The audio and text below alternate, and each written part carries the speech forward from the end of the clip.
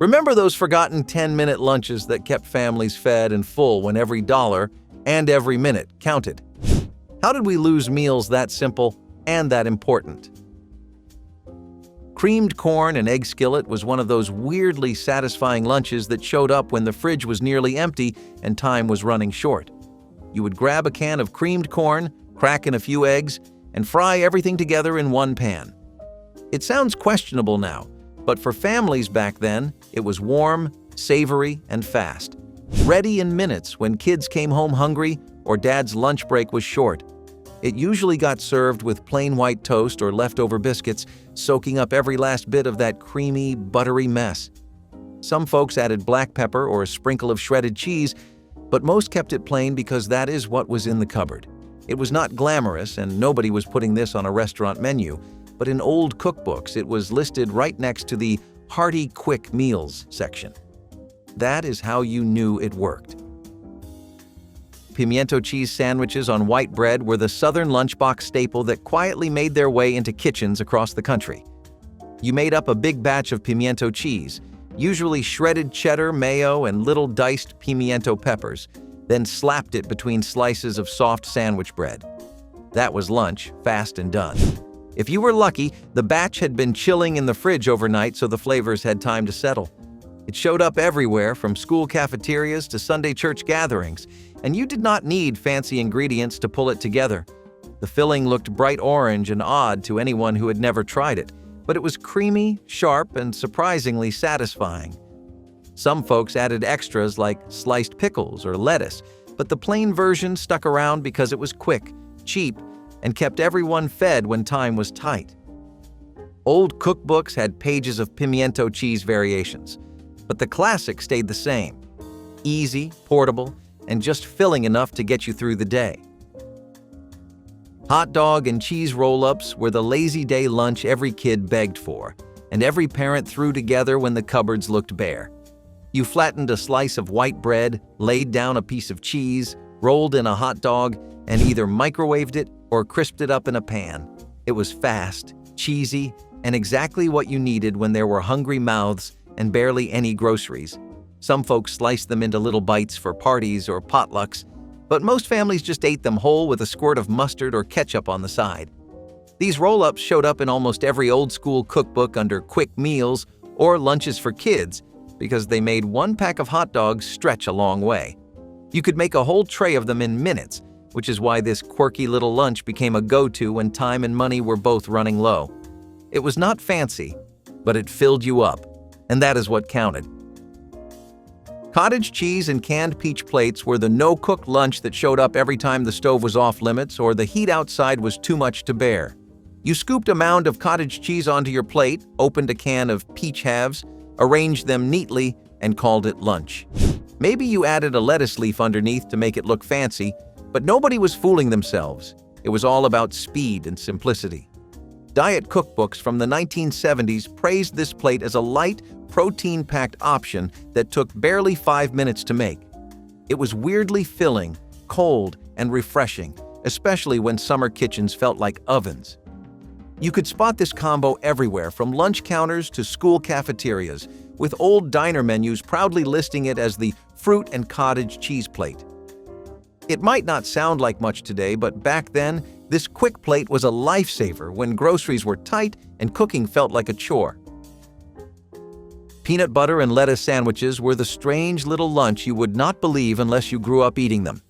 You grabbed a couple slices of soft sandwich bread, spread peanut butter on both sides, and tucked in crisp iceberg lettuce, because that is what most families had in the fridge. It sounds like a bad joke now, but it was crunchy, creamy, and surprisingly filling. That is why so many old cookbooks recommended it for kids' lunchboxes and quick snacks. Some adventurous folks added raisins or sliced bananas, but most stuck with plain lettuce and peanut butter when time was short and the pantry looked empty. It was quick, weird, and stretched every last bit of food when grocery runs were few and far between. You did not have to love it, but chances are if you were around back then, you definitely remember it. Quick skillet tamale pie was the shortcut lunch that showed up in nearly every old cookbook under hearty fast meals. You browned some ground beef, poured in canned chili, sprinkled crushed corn chips over the top, and finished it off with shredded cheese. It was fast, filling, and about as close to homemade comfort food as you could get when groceries were scarce and the clock was ticking. Moms loved it because the ingredients were cheap, and kids devoured it because it was spicy, cheesy, and crunchy all at once. Some folks tossed on sour cream or salsa to dress it up, but most families stuck with the basics when money was tight. It was not authentic tamale pie, but nobody cared. It hit the spot, fed the family, and came together in under 10 minutes. You could find this recipe scribbled in old notepads, passed down from neighbors, or tucked into faded cookbooks that promised fast, filling lunches for busy days. Pineapple and cheese salad cups were the weird little lunch that somehow ended up in almost every community cookbook back in the day. You grabbed a can of pineapple rings, scooped cottage cheese right in the center, sprinkled on shredded cheddar, and if you were really fancy, served the whole thing on a lettuce leaf. It looked impressive in those black and white church bulletins, but really, this was all about making canned food stretch into something that passed for lunch. Canned pineapple was cheap, cottage cheese was always chilling in the fridge, and cheddar somehow found its way into everything. It sounds wild now, but people loved the mix. Sweet, salty, creamy, and a little crunchy if you added walnuts or celery. Moms tossed these together for luncheons, potlucks, or the days when cooking felt like too much work. It was fast, weirdly filling, and cost next to nothing. You could find this recipe clipped to refrigerator doors or tucked into those old spiral-bound cookbooks every kitchen drawer seemed to have. It never made the cover of fancy food magazines, but it kept showing up where it mattered, on busy lunch tables when time was short. Spam and pickle sandwiches were one of those salty, tangy lunches you could whip together before the coffee even finished brewing. You sliced up spam, fried it in a pan, stacked it on soft white bread, and layered pickles over the top, done in under 10 minutes. It was not the prettiest meal, but it was fast, filling, and made with stuff most families already had sitting in the pantry. Spam was practically a food group during the lean years, and those jars of pickles stretched on forever, making this one of the quickest cheap lunches around. Some folks added mustard, lettuce, or even a slice of cheese if they had it, but most just kept it plain. Back then, nobody cared about gourmet ingredients or trendy recipes. Lunch was about survival, and a hot spam sandwich hit the spot when the cupboards were running bare. You would find this recipe scribbled on index cards, stuck in old cookbooks, or just passed along by word of mouth. It might sound like an oddball now, but back then, spam and pickles were a lunchroom classic that got families through tight days. Egg salad with sweet pickle relish was the batch-made lunch that carried families through hot summers, last-minute picnics, and quick work breaks. You boiled up some eggs, peeled them, chopped them, mixed in mayo, sweet pickle relish, a little salt and pepper, and scooped the whole thing onto soft sandwich bread or rolls. It was creamy, tangy, and came together fast, especially if the eggs were boiled ahead of time. Old cookbooks loved this one because it was practical, frugal, and ready in under 10 minutes if you planned right. It filled up hungry bellies when grocery money was tight, and kids happily took it to school tucked in wax paper wraps. Some folks dressed it up with celery or paprika, but the sweet pickle relish was the real shortcut, adding just enough kick to brighten up plain eggs and mayo. You would find this recipe in faded lunchbox guides, community cookbooks, or scribbled on note cards in kitchen drawers. It might not win awards today, but back then, it was one of those quick, comforting lunches that kept families fed when every dollar counted. Tomato soup with soda cracker crumble was the poor man's lunch that somehow managed to feel warm, filling, and familiar without draining your pantry. You heated up canned tomato soup on the stove, crushed soda crackers over the top, maybe added a little pepper, and lunch was done in under 10 minutes. It was cozy, simple, and showed up in almost every household because it used staples that were always around. Kids loved smashing the crackers into the bowl. Parents loved how it stretched one can of soup into something that could actually fill a belly. This was the lunch for snow days, sick days, or those afternoons when the fridge was bare and dinner still felt far away. The recipe popped up in every thrift store cookbook, always listed under quick meals or lunches for a crowd. Some families added milk or a pat of butter to make it richer, but most kept it plain and fast. It sounds basic now, but for families scraping by in the 1960s or 1970s, this little soup was a warm reminder that simple food could still get the job done. Cold macaroni ring mold with tuna was the kind of no-cook lunch you either loved or never wanted to see again, but back in the day, it was everywhere. You cooked elbow macaroni ahead of time, chilled it, then mixed in canned tuna, mayo, and peas, pouring the whole thing into a gelatin mold. After a quick trip to the fridge, it came out shaped like a perfect ring, ready for slicing. It sounds a little strange, but in church luncheons, potlucks, and quick summer meals, this was considered fancy and practical. Moms loved it because there was no cooking when the house was already boiling hot, and the ingredients were cheap pantry staples. The gelatin molds made it look like more effort went into lunch than actually did. You sliced off a wedge, maybe threw a little lettuce or parsley on the plate, and that was it. Lunch was ready, cold, filling, and good enough to impress the neighbors.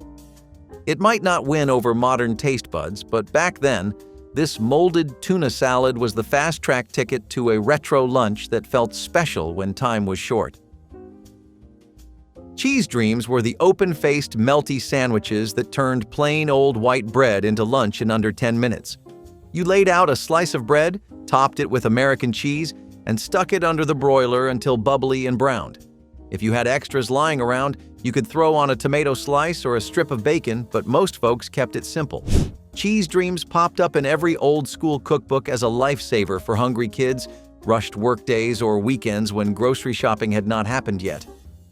It was one of those lunches that made the most of cheap pantry basics, but still felt warm and filling. The cheese bubbled up golden and gooey, the edges of the bread crisped up just enough, and lunch was done before you even had time to set the table.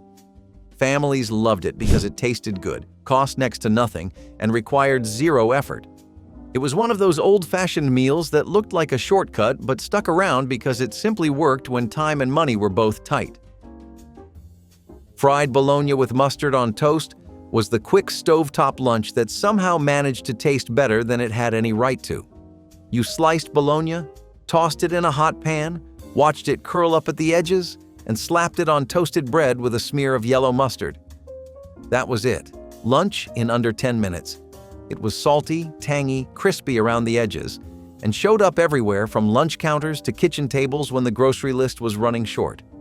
Bologna was cheap, lasted forever in the fridge, and frying it gave it just enough of a glow-up to make it feel like more than sandwich meat.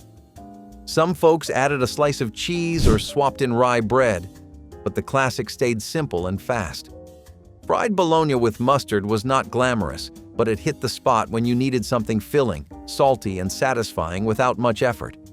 It was a staple in school lunchrooms, factory break rooms, and busy homes, sticking around because it was affordable, reliable, and always ready when the clock was ticking. Cornbread pancakes with applesauce were the sweet, savory shortcut lunch you could pull together when the pantry looked bare, but you still wanted something warm. You grabbed a box of Jiffy cornbread mix, stirred in some water or milk, dropped spoonfuls into a hot skillet, and fried up little golden pancakes. They were crisp around the edges, soft in the center, and ready in minutes. Most folks topped them with a dollop of cold applesauce straight from the jar for that sweet, salty combination everyone quietly loved. It was a weird mix, but it worked, especially when groceries were low and creativity was high. Old-school lunch menus listed these because they were filling, fast, and cheap, making them a favorite for busy parents or frugal school cafeterias. You could dress them up with honey or butter, but the classic stayed simple. Cornbread cakes with a scoop of applesauce, ready in 10 minutes flat. It was comfort food that took little effort and brought just enough sweetness to brighten a rough day. Canned sardine and onion sandwiches were the bold, briny lunches that never pretended to be fancy, but quietly stuck around in old cookbooks for decades. You opened a can of sardines, layered them onto bread, added thin slices of raw onion, and called it lunch. That was it, done in minutes and packing more flavor than most people could handle. It was a Depression-era staple that kept going because sardines were cheap, lasted forever, and gave a salty, filling meal with almost no prep. Some folks added mustard or lettuce, but most kept it plain and sharp. The onions gave crunch and heat, the sardines brought salt and oil, and together, it was the kind of lunch that stuck with you, whether you liked it or not. Families leaned on meals like this because they filled you up when the fridge was empty and the grocery budget was tight. You could find this recipe tucked into old homemaker guides listed under quick lunches or pantry meals. It was strong, weirdly satisfying, and pure old-school practicality on a plate. Jellied chicken salad cups were the quirky retro lunch you probably saw at your grandmother's house or flipped past in old homemaker guides. You made chicken salad, shredded chicken, mayo, celery, a little seasoning, and then set the whole thing in gelatin until it firmed up. It sounds strange now, but back then, this was peak luncheon presentation. You scooped the wobbly salad into lettuce leaves, added a sprig of parsley or a cherry tomato, and served it cold. It was light, chilled, and looked fancier than the ingredients actually were. These showed up at potlucks, garden parties, and quick family lunches when the oven stayed off and time was short. Gelatin molds made everything feel more polished, even when it came straight from leftovers and pantry basics. Old cookbooks loved recipes like this because they stretched food, required no cooking, and made lunch look impressive with barely any effort. It might feel out of place today, but jellied chicken salad cups were fast, filling, and weirdly fun when they first hit the table. Baked bean toasties were the humble, hot lunches that turned pantry staples into something warm and satisfying in under 10 minutes. You grabbed a can of baked beans, spooned them over slices of soft white bread, sprinkled on shredded cheddar, and stuck the whole thing under the broiler. The cheese melted, the beans bubbled, and suddenly you had a lunch that felt filling and hearty without needing much effort. This quick meal showed up in old cookbooks, school cafeterias, and busy households when money was tight and grocery runs had not happened yet. It was the kind of food that stretched your budget, filled you up fast, and still tasted good, especially on a cold day when all you wanted was something warm and cheesy. Some folks added hot sauce or chopped onions, but the plain version stayed the classic. Baked bean toasties may not have won style points, but they worked, turning basic ingredients into lunch in record time. Leftover meatloaf sandwiches with ketchup were the reliable lunches that showed up in fridges across America the day after dinner. You sliced cold meatloaf thin, layered it onto soft sandwich bread, added a squirt of ketchup, and called it done. It was fast, filling, and made sure that last night's dinner stretched just a little further. Meatloaf itself was all about using affordable ingredients, ground beef, breadcrumbs, eggs, and stretching them into a meal for the whole family. Turning leftovers into sandwiches was the next logical step, and it worked. You got a hearty, savory lunch ready in under 10 minutes with barely any effort. Old cookbooks loved suggesting it. Lunchboxes were packed with it, and kids grew up knowing exactly what was coming after meatloaf night. You could add cheese or lettuce if you had them, but most families kept it plain with just meatloaf and ketchup. It might not sound glamorous now, but back then it was the fast, frugal lunch that kept families fed and made every bit of dinner count. Rice and egg bowls with soy sauce were the thrift store cookbook lunch that turned leftovers into something hot, salty, and satisfying in minutes. You grabbed leftover rice, tossed it in a pan, cracked in an egg, scrambled everything together, and finished with a dash of soy sauce. It was quick, filling, and one of the smartest ways to stretch pantry basics into lunch. Old, thrifty meal guides loved this recipe because it used stuff already sitting in your fridge and came together in under 10 minutes. Some folks added chopped scallions or a little sesame oil, but the classic stayed simple: rice, egg, and soy sauce, fried up fast. It was a go-to for busy parents, college students, or anyone making do with leftovers and a tight grocery budget. The rice got crispy around the edges, the egg brought protein, and the soy sauce pulled it all together. It might not win awards for presentation, but it filled you up and tasted good when you needed a cheap, fast lunch. Cabbage and hot dog stir-fry was the skillet lunch that popped up in every budget cookbook from the 1970s, and it stuck around because it worked. You chopped cabbage, sliced up hot dogs, threw them in a hot pan with a little oil, and stir-fried the whole thing until crispy and tender. It was salty, smoky, crunchy, and came together in under 10 minutes. This recipe lived in frugal households, school cafeterias, and quick lunch guides because it used the cheapest ingredients possible and still filled you up. Cabbage was a go-to vegetable for stretching meals, and hot dogs were always around because they lasted forever in the fridge. Toss them together, add a little pepper or hot sauce, and lunch was ready fast. Some folks added onions or garlic, but most kept it simple, just cabbage and hot dogs sizzling in the pan. It was not fancy, but it was reliable, warm, and made sure nothing went to waste when groceries were tight.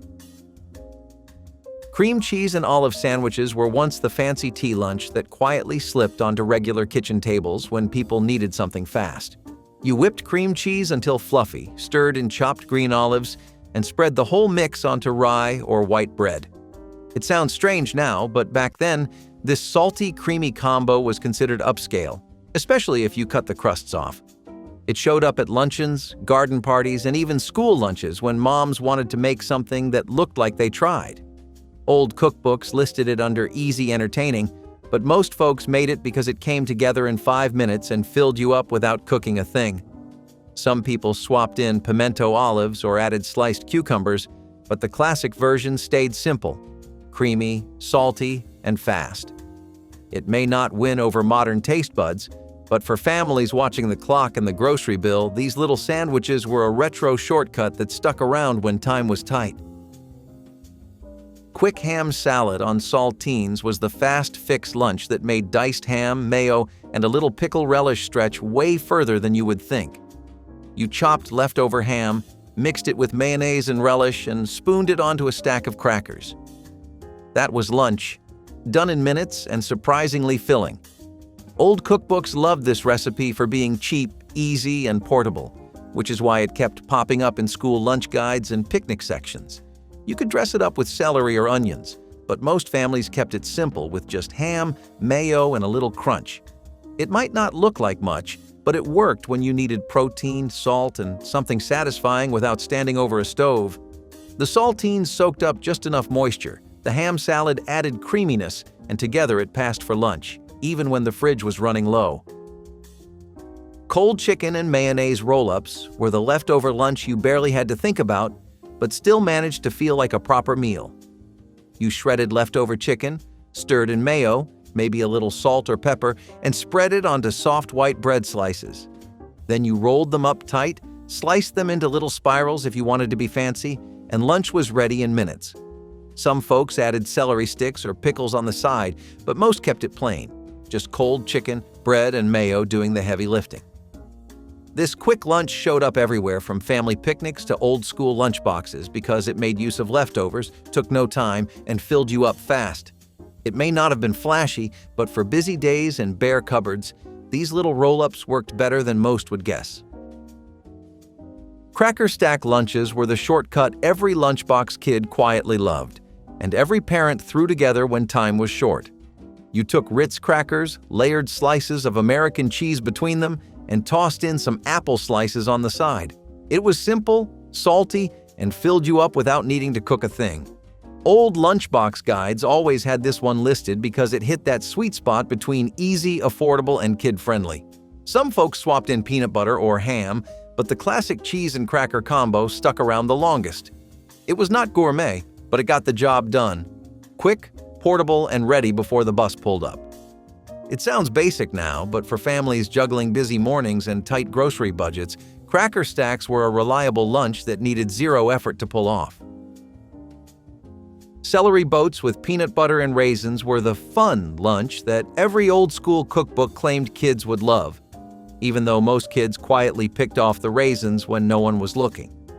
You sliced celery into sticks, filled the groove with peanut butter, and dotted them with raisins, proudly calling them ants on a log. It came together in 2 minutes flat, looked cute, and somehow counted as lunch when the cupboards were nearly empty. Parents loved it because it was quick, frugal, and felt just healthy enough to avoid the guilt of another peanut butter sandwich. It was simple, crunchy, a little salty, and just filling enough to buy you some time before dinner. Some families swapped the raisins for nuts, dried cranberries, or chocolate chips when they wanted to shake things up, but the basic version stuck around for decades. You would find this recipe tucked into picnic cookbooks, school lunch guides, and old magazines promising fun, budget-friendly meals made with whatever happened to be in the fridge. It was not flashy, but it made celery a little less boring, and for families watching their grocery bills, that was good enough. Zucchini fritters from leftovers were the garden surplus lunch that turned backyard vegetables into something hot, crispy, and filling when you had more zucchini than you knew what to do with. You grated up those extra zucchinis, mixed them with flour, eggs, and a little seasoning, then pan-fried them until golden brown. It was quick, cheap, and showed up in nearly every Use Your Garden Haul cookbook from the 1970s. Backyard gardens always seemed to over-deliver on zucchini, and fritters were a fast, satisfying way to keep all that produce from going to waste. They crisped up around the edges, stayed soft in the center, and felt just hearty enough to pass for lunch. Some families added shredded cheese, herbs, or breadcrumbs to stretch them further, but most kept it simple with just the basics. It was frugal, filling, and practical, a classic example of how families made the most of what they grew. It might not have been exciting, but zucchini fritters worked hard to keep plates full and grocery spending low.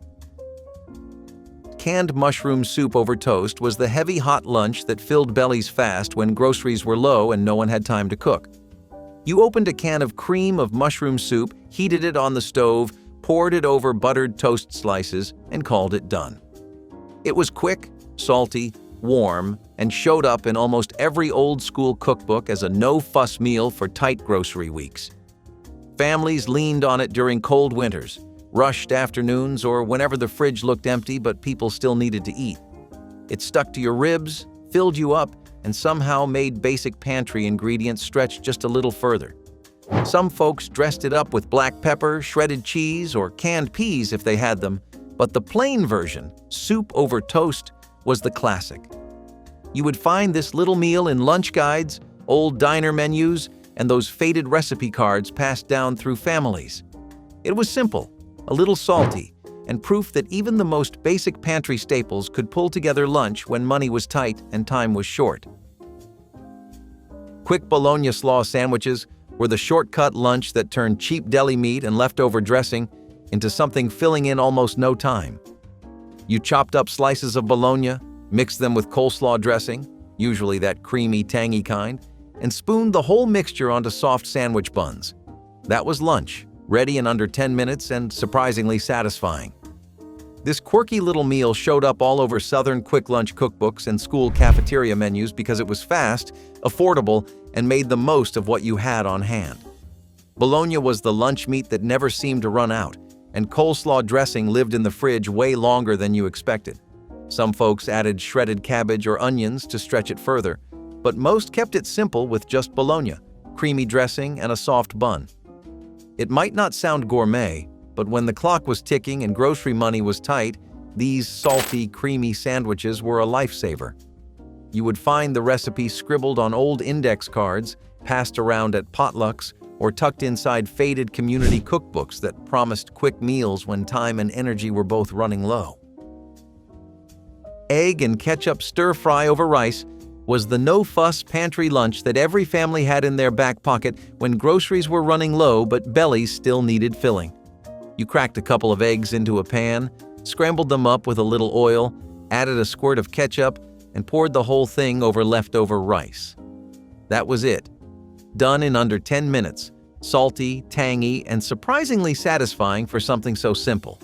Kids loved it because it tasted like breakfast and lunch at the same time, with just enough of that sweet ketchup kick to keep things interesting. Parents leaned on it because it used what they already had in the kitchen. Eggs, rice, and ketchup were always hanging around. Some families added soy sauce, scallions, or even a slice of processed cheese to stretch it further, but most kept it basic and fast. You could find this recipe scribbled in lunch guides, tucked inside old homemaker cookbooks, or passed along by neighbors who knew how to stretch leftovers into a real meal. It was not fancy, but it filled you up when time and money were tight. Leftover spaghetti sandwiches were the oddball lunch that quietly stuck around in frugal kitchens long after most people thought they had disappeared. You grabbed cold spaghetti, sauce and all, layered it between slices of white bread, and toasted the whole thing in a skillet until golden and crisp. It sounds strange now, but back then, this was a smart way to stretch last night's dinner into something new without spending another dime. Families with growing kids loved this one because it was hearty, fast, and filled everyone up on the cheap. The bread got crispy, the spaghetti heated through, and suddenly leftovers did not seem so boring. Some folks added shredded cheese, extra sauce, or even a little garlic butter if they wanted to dress it up, but most kept it plain. You could find this recipe scribbled on old note cards, passed along at community potlucks, or tucked inside faded cookbooks under fast lunches or leftover meals. It was quirky, salty, and filling, which is probably why people kept making it even when their cupboards were nearly empty. Cornish pasty was a portable meal that was an essential food for one specific group of people: miners. In Michigan, Pennsylvania, Montana, and other popular mining regions in the United States, this was the meal to have every day. It came from Cornwall, England, and it was this handheld meat and potato pie that became so beloved by coal, copper, and iron ore miners.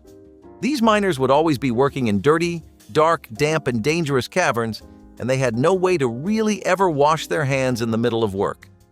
It's not like people were going to be investing in or carrying bottles of sanitizer. The pasties, though, weren't going to be a problem in this regard. You could hold them up by the crust and just eat the filling. Of course, this meant that miners would have to throw away the crust, but you were still eating the majority of the meal. This was also durable, and it could stay warm for hours and hours, which made it ideal for miners. Despite what you might think, some of those mines really get low temperature-wise.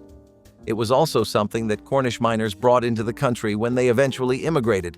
They had settled in American mining towns in the 1800s, and these pasties have been a tradition in America as well ever since.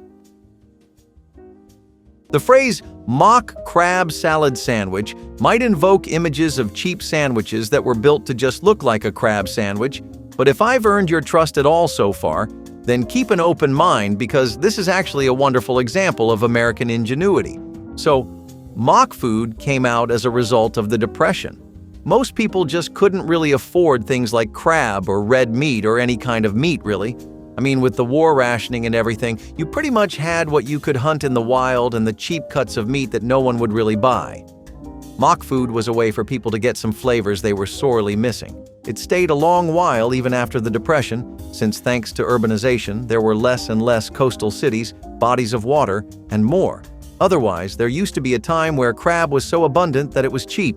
Anyway, for this mock food imitation, what people would do is use cod or haddock instead, and the salad was just a basic mayo-celery mix with French or vinegar dressing. You'd lay that on some soft rolls, and you'd actually have a pretty good dish. The thing is, mock food culture is entirely a thing of the past now, and most of these recipes have been lost. If you are considering giving up Starbucks as a hardship, just try making your coffee out of these plants. Dandelion coffee came into existence during the Dust Bowl when people could not afford coffee beans and other products. That's right, those yellow flowers that appear on your lawn in spring and are so annoying once provided the means to satisfy caffeine cravings at the survival level. For it, people would uproot dandelions, bake the roots until they were black and toasty, and then pulverize them into a brew. There was no sugar or cream, just the natural taste of roasted roots. It was not as strong as real coffee, but it provided people with something warm to drink in the mornings when they were unsure about the future.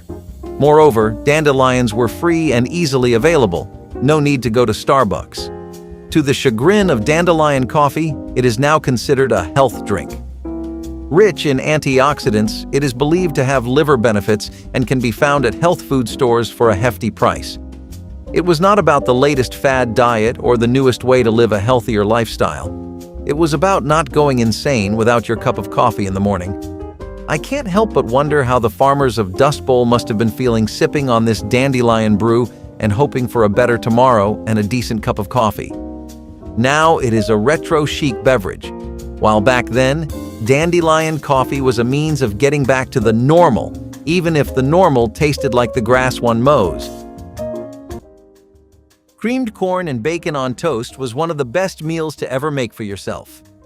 I know we've had a fair amount of toast-based dishes, but there really were so many things you could do. The format is timeless. Now, spreading bacon bits on toast isn't exactly anything we would call revolutionary, but the idea of adding creamed corn onto it as well? Now we're talking. Corn has always had an extremely warm place in most people's hearts because it's just a crop that's always there for you. It's really easy to grow, and almost every farming household or town would have an ample supply of corn. They'd dedicate a chunk of their land to it if they could, because it wasn't just good, nutritious, and free food, it was also good for trading. But you can't do any of that without a good breakfast, and that's also where corn is a great friend to have. Creamed corn with bacon on toast was also something people made sandwiches out of by adding olives, jalapenos, and other toppings to it to make it more exciting and filling. Usually, kids wouldn't really settle for just creamed corn on toast, so it was a lot easier to make a sandwich out of it for them. Around the later half of the 20th century, there was this big public paranoia that had spread concerning health and the after effects of the way Americans had been eating. Thanks to all that rage, we got dishes like vegetable aspic cups. See, lots of Americans were coming home to an angry mom, a worried wife, or a dad who just kept saying he wouldn't pay for the doctor's fees when your eating habits would eventually circle back around to bite you. It kind of did set fear into people's hearts, especially since the arguments were so convincing.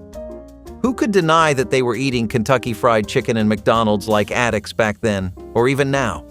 That's why there was this newfound room for fusion food or experimental recipes like vegetable aspic cups. Before, you could tell somebody about vegetables that were set in these tomato-flavored gelatins, and they'd just laugh at you. A chilled salad on top of that? But thanks to how easy convenience food culture had made things, with how you could just buy gelatin and frozen veggies whenever you needed, this was actually a really solid and healthy work lunch option. If we take a small intermission from the dessert side of things and step on over to some hearty, comforting, and homely soups, we'll find a golden recipe lost among the cookbooks of the 20th century that don't get to see the light of day anymore.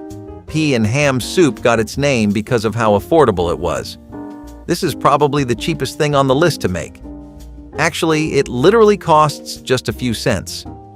All you needed was ham and peas. You'd simmer them in the crock pot with diced ham and some vegetables like potatoes and celery, then slow cook it until the soup got thickened. You'd get this incredibly creamy, lovely soup that was just perfect for winter nights or after a long, exhausting weekend. Maybe you want to ease up on your stomach and eat something healthy for a change, but you still want some familiar flavors to keep you company. A soup like this would be right up your alley. It costs nothing, feels better than most things, and you can make it any time. You could probably even take a nap and wake up to the scent of the soup slowly cooking, becoming the final product. Also, cucumber and onion sandwiches were a really simple and refreshing butter, mayonnaise, different kinds of spices, and sometimes bits of bacon and ham on top of cucumbers. See, now I don't know if you guys will agree with me, but cucumbers really have a good place in the world of sandwiches and burgers. They're one of the most light toppings you can add, they're abundant, they're good for you, that crunchy bite is immaculate, and they work well with most kinds of sauces. It's a really straightforward dish that can work with almost anything you happen to have on hand. And on a hot summer day, this was the perfect meal to eat for your work lunch. It was served as an interlude between the usual fried, oily, and greasy food most Americans were used to anyway. Onions were something that everyone always had, and this could work with fresh or stale bread. They were beloved mostly for their detoxifying effects and how refreshing a cucumber can be. Textile workers and coal miners in particular loved these because it would take the edge off. As far as work lunches go, I can't lie. I think you can do better than cold potato and sausage salad. It's not really the worst thing to get in the world, but it's not something I want for my dear viewers. Just picture it yourself. You're at work, there's already an unnecessary scheduled HR meeting, someone's missing their shift, and your boss wants you to cover, and on top of all that, you open up your lunch only to find a perfectly below room temperature salad of, let's see, potatoes and sausages. I wouldn't blame you if you just skipped that entirely, went downstairs and got yourself a granola bar. Really. At least that fuels you, you know? Seriously though, this dish was trying to be really healthy, but one of the biggest things about following a healthy diet is how sustainable it is. Unfortunately for everyone, flavor is a big part of that, because it's the same with your work, you know? You like what you do. You feel like you don't work a day in your life. You eat what you like. You don't feel like you're dieting either. People that grew up during World War II will know that mixing sawdust with bread to fortify it so that your supply would last twice as long is not quite the urban myth it is made out to be today, but rather a sad fact of a dark time that people would prefer to leave in the past. This was something born purely out of necessity and a lack of basic necessities like flour. Since it was becoming so scarce across America, people's supplies of bread were running out fast and often. Bread was the only thing families had to eat too. With even that comfort gone, people took to mixing sawdust, which you could even taste in the bread. In some cases, it made the bread go bad faster, such as people when used too much of it. But in most other appliances of this technique, it worked as a filler when nothing else could be used as one. This would also set up a trend of consuming fiber in the 70s, even though most companies used cellulose fiber that was made from sawdust. So it actually does have quite a history in America. Egg salad and olive sandwiches were also one of the best combinations people had when times were tough. Around the end of the month, when your pay would be finishing up and you were stretching the last of your groceries, it was very common for people to make this for breakfast. It was really easy to elevate a simple sandwich into something more delicious thanks to this combination, and it got very popular in church fundraiser cookbooks. You would also see this on school cafeteria menus, and it was a really popular choice for picnics and potlucks too. For a humble sandwich that's just egg salad and olives, it definitely got around. This sandwich worked amazingly well as a packable lunch you could take with you or as a quick little family meal. Eggs were still not too expensive for most people, so working-class families relied on them as much as they could. 1 or 2 eggs was enough for the dish if you were being modest, and if you had some sauces to throw on top, then that would be even better. Cold fried chicken wasn't exactly what the name makes it sound like. You can't really cold fry something, obviously, but what you can do is serve fried chicken that's been chilled or fried chicken that's at least at room temperature. See, this was something that got popular at picnics, and it was a way for people to get rid of leftovers when they didn't have microwaves. As you might know, fried chicken tends to lose a lot of its charm when you just warm it up on a pan and stove. Now, I'm no one to judge, but that's just not how you do it. Naturally, though, if you don't have a microwave, that's where your head would go, and a lot of people just didn't back then. So, what's the next step? Do we bite the bullet and eat that delicious fried chicken cold or at room temperature? Or do we warm it up and lose a lot of the bang for buck value that comes with a 3-piece combo for like $2 or $3? Most people stuck with the first option. Cold fried chicken would also be good as a work lunch because it was an easy way to get rid of your leftovers if you didn't feel like eating it at home, plus it was super quick. Just grab the fried chicken, box it, and go. You had your work lunch for that day sorted. It caught on a lot more than you'd think, really. Taste the innovation in every hearty bite of Jiffy ground beef cornbread casserole, a triumph of American home cooking. Rising to popularity in the mid-20th century, this casserole marries seasoned ground beef with the simplicity of Jiffy cornbread mix, a product that became a staple in American kitchens following its introduction in the 1930s by the Chelsea Milling Company. The preparation involves browning ground beef with onions, garlic, and a medley of spices, then layering it in a baking dish, topping it with a batter made from the iconic cornbread mix. Once baked, the casserole presents a delightful contrast of flavors and textures, with golden cornbread capping a juicy, flavorful beef base. It became a favored choice for an easy and satisfying meal, perfectly blending ease of preparation with hearty flavors. The next best thing was definitely ham salad sandwiches. If you wanted a low-effort meal that would also make sure you were keeping muscle on, then there was arguably nothing better to go for than a ham salad sandwich. You might be thinking about the economics of all this because it does take a decent amount of ham to really make a salad. Not a lot, but hey, not a little bit either. So how does this really translate into it becoming an everyday staple for everyone? Well, the thing is that people would be frugal with the amount of ham they would put in there. They put enough bits to just make it a good sandwich, but not enough that the ham flavor would dominate the salad. Plus, this was a portable meal that you could have just about anywhere, which really made it stand out in terms of how convenient it was for people. Also, one of the best ways people would save costs on this meal was that they would use leftovers of ham and repurpose them into this salad. It was one of the best things to take along on family picnics, too.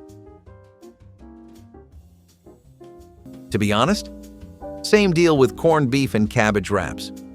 The thing with sandwiches is that, as good as they were, most people really were trying to get onto that health parade that was taking over. It wasn't just a trend or a niche movement you'd only find in states that voted blue. It was something even the anti-vaxxers were getting behind. And if you can get those people to think about their health, you know we're either at rock bottom or approaching it. Corned beef and cabbage wraps were supposed to be familiar ground, while also being healthy enough that you could eat them every day. Plus, lots of people had grown pretty accustomed to eating cabbage thanks to victory gardens, which were just makeshift gardens you would have in your backyard during the Depression and grow crops out of. These were actually really good too, and with canned corned beef becoming a widespread item in most stores, it was only easier to make at home. Even someone who couldn't cook could just make and assemble this on their own. The key to a good sandwich was in its simple ingredients, and Graham knew it better than anyone. That's why she whipped up the classic chicken salad sandwich anytime we craved some comfort food.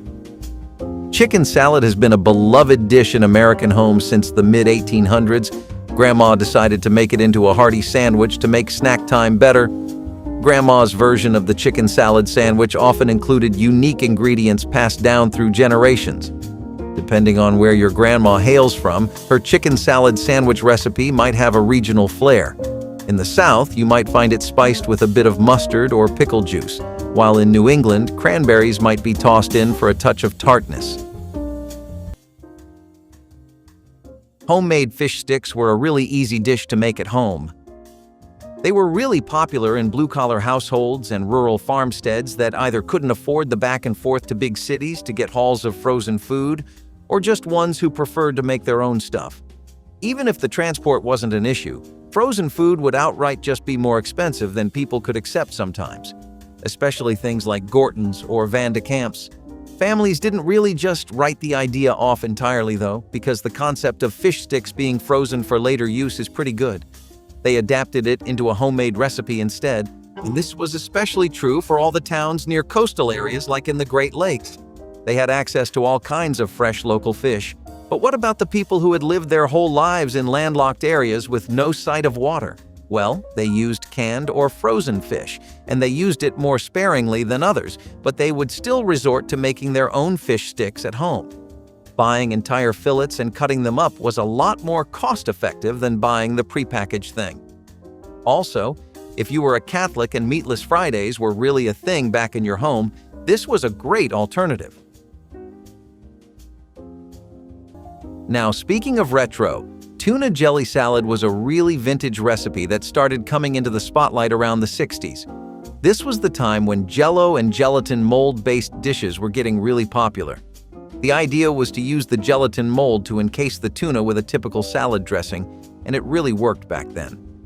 I'm not exactly sure how people would react to it now, since I think the idea of a tuna and gelatin crossover is a bit too bold for a lot of people's palates.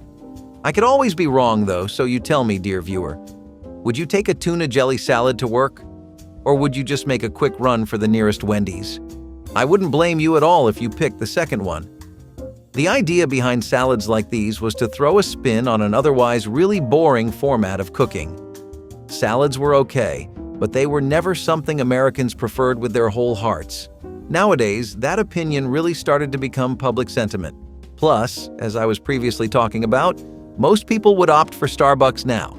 And I'll tell you this right now, tuna, Jell-O, and caffeine do not go together. Speaking of meaty sandwiches, the Turkey Club sandwich was another fan favorite. Now, this one was known for its 3 layers of bread, which made it stand out from the rest of the sandwiches on the table. The club sandwich has its roots in American culinary history, with some sources suggesting it was first served in private social clubs in the late 19th century. By the time Grandma was making them, it had already become the talk of the town. Gram often made this one the day after Thanksgiving when there was no shortage of leftover roast turkey in the refrigerator. The key ingredient in this sandwich was crispy bacon, which Gram added to make it kid-friendly and 10 times more delicious. Grandma's turkey club sandwich was often cut in quarters or halves, which made it easier to eat, and this was the first time sandwiches were cut diagonally. And remember the toothpicks Gram used to hold it together with colorful cellophane frills? Brings back memories, doesn't it? Macaroni and tomato soup bakes were an easy-to-handle casserole that was extremely hot in the working-class communities throughout the middle half of the 20th century. This was a dish that took elbow macaroni with canned tomato soup, and it was almost always Campbell's. A few more pantry staple ingredients would ensure an inexpensive and wonderful meal that maybe the kids would take a few rounds getting used to. For the adults, though, it was the best way to have comfort food on a budget besides potatoes. All you needed was cheese, milk, and eggs if they were available, but even without these, the dish could still be made.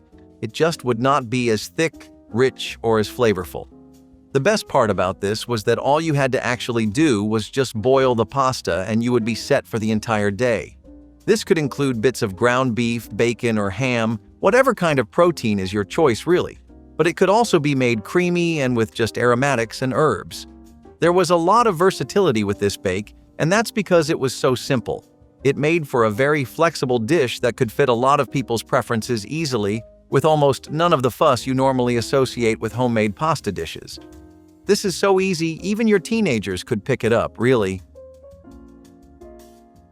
So you might notice that this issue where you need a lot of prep work for these dishes isn't exactly a unique one. Lots of dishes share it, and even cottage cheese and pineapple bowls have the same problem. Now, this dish was something that came out around the 60s and 70s, when Americans were really into trying out new things.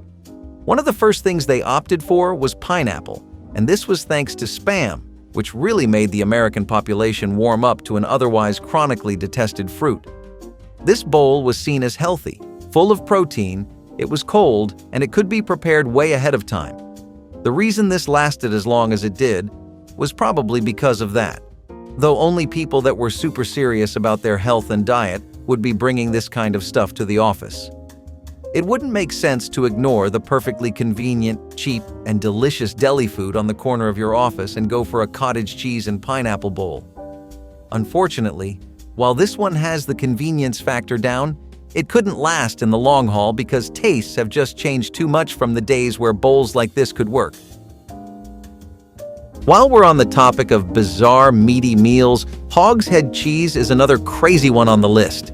Now, don't let the name confuse you because the meal doesn't contain any cheese or in fact any dairy products at all.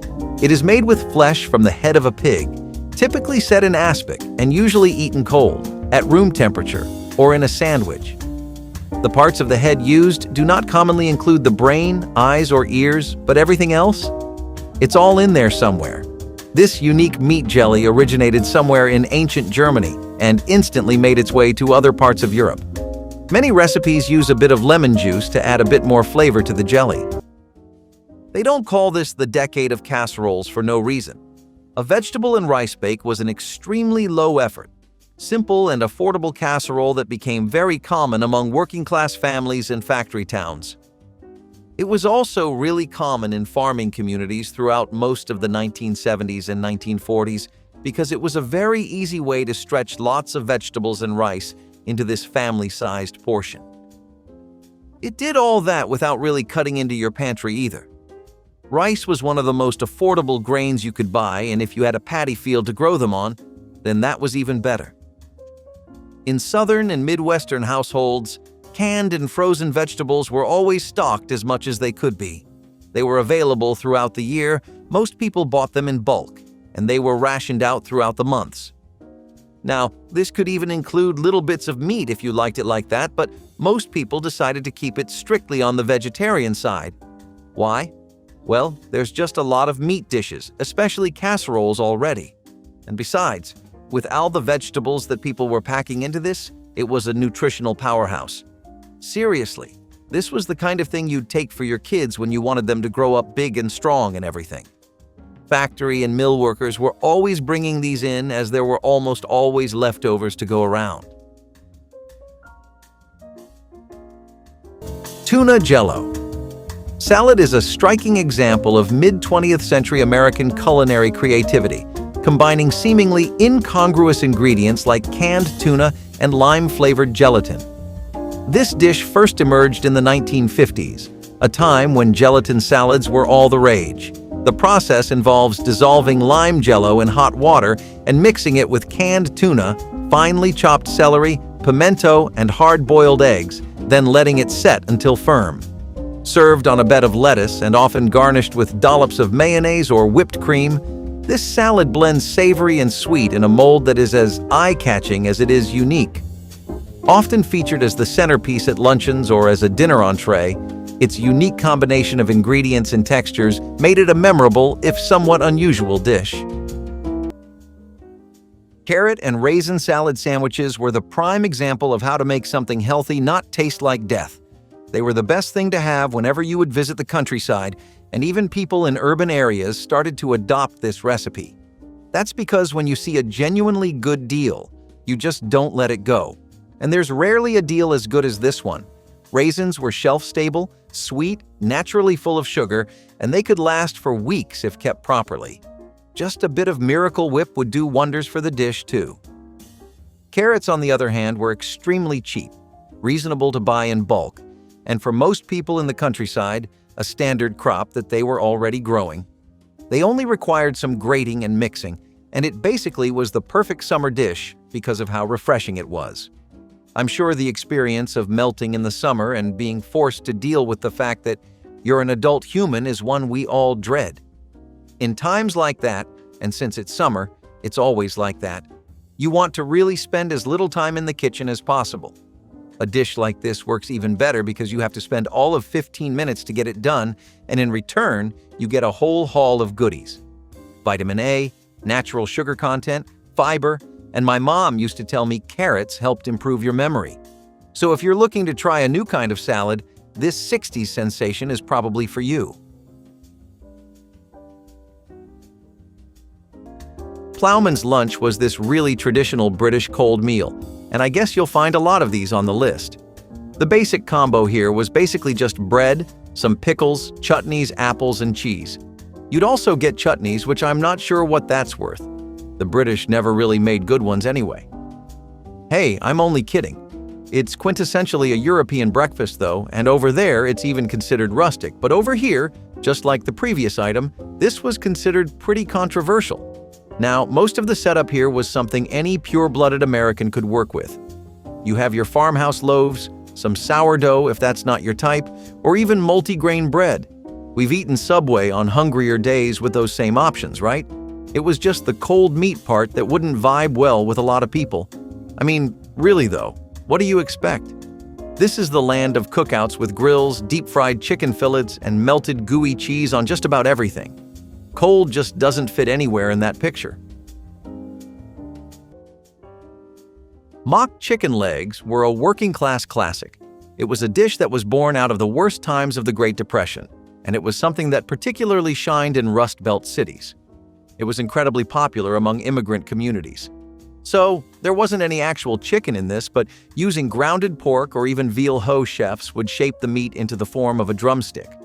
Pork was significantly cheaper than chicken, especially drumsticks, and since this was made out of round meat and relied on being shaped, even less desirable cuts could work for it. Some even used mixes of veal and pork, and others even went as far as to make their own vegetarian-based versions using mushrooms, mashed potatoes, and other vegetables. They were served alongside similar vegetables to make sure the dish was as hearty as it could be, and it was actually pretty okay for the time.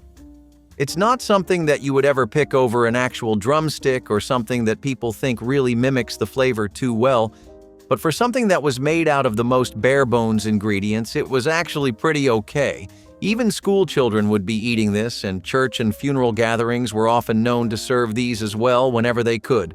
One of the best things people did is that they also repurposed stale breading with this dish by using it for breadcrumbs.